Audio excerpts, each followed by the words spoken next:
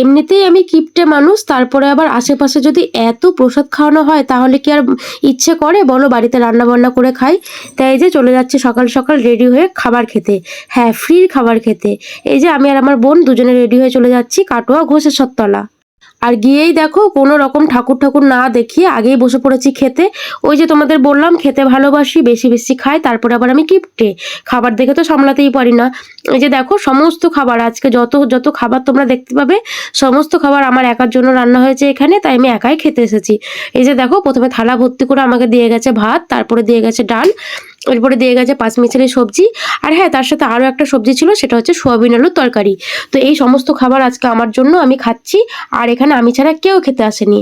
হ্যাঁ, এই কথাটা আমার না, এই কথাটা কিছু কিছু মানুষের, মানে বলতে চাইছি আমারই আশেপাশে যারা থাকে তাদেরকে। মানে কিছু কিছু মানুষ বলে যে তুই এত কিপটে, তুই এটা খাস না ওটা খাস না, এইভাবে পয়সা সঞ্চয় করিস, এইভাবে চলিস, এইসব কথা বলে।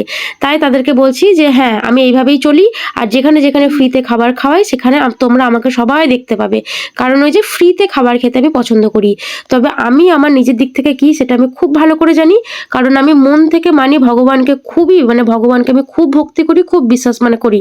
আর ভগবানের প্রসাদ যেখানেই খাওয়াক না কেন আমি সেখানেই খেতে যাই। আর হ্যাঁ, তোমরা দেখতেই পাচ্ছ এই গোটা মেলাটা জুড়ে আমি একা আছি, এখানে খেতে এসেছি, আর কেউ আসেনি। তো যাই হোক, তোমরা কিছু মনে করো না, আমি সবার উদ্দেশ্যে আজকের এই কথাগুলো বলিনি। যারা যারা আমাকে নিয়ে এই সমস্ত মন্তব্যগুলো করে আমি তাদেরকে নিয়েই শুধুমাত্র বলেছি।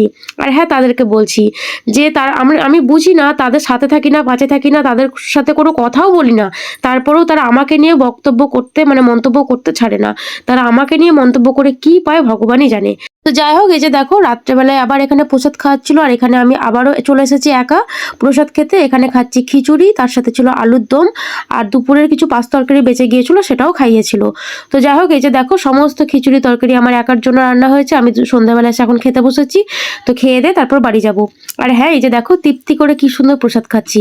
মানে আমি আমার মতো, কে কি বললো কে কি করলো আমি অত কান্দি না। আমার যেটা ঠিক মনে হয় আমি সেটাই করি, আমার যেটা ভুল মনে হয় আমি সেদিকে এগোই না। তো যাই হোক, খাওয়া দাওয়া শেষ করে তারপরে উঠবো, মানে খেতে বসেছি, তারপরেই কাঠিয়া বাবার দর্শন পেলাম। তো তোমাদেরকে ভাবলাম যে একটুখানি তোমাদেরকেও দর্শন করাই। তো এই মহারাজের ব্যাপারে আমি তেমন কিচ্ছু জানি না, শুধুমাত্র সবাই দেখলাম ওনার কাছে গিয়ে প্রণাম করছে বা ওনার ফটো তুলছে, তাই ভাবলাম আমি একটু ভিডিও করে তোমাদেরকে শেয়ার করি। কারণ মহারাজ তো হয়তো অনেক বড় গুরুদেব, তো এনার দর্শনে হয়তো অনেক কিছু রোগ মুক্ত বা অনেক কিছু হয়ে যেতে পারে। তাই আর কি আমার সাথে সাথে তোমাদেরকেও একটু দেখালাম। ওই যে দূরে দেখো মাথায় জটা নিয়ে যিনি দাঁড়িয়ে আছেন উনি হচ্ছে কাঠিয়া বাবা। তো যাই হোক, আজকের মতো ভিডিওটা এই পর্যন্তই। কেমন লাগলো অবশ্যই জানাবে, আর ভালো লাগলে অবশ্যই একটা লাইক করে দেবে। আর হ্যাঁ, তোমাদের বলি এই কথাগুলো কিন্তু সবার উদ্দেশ্যে নয়।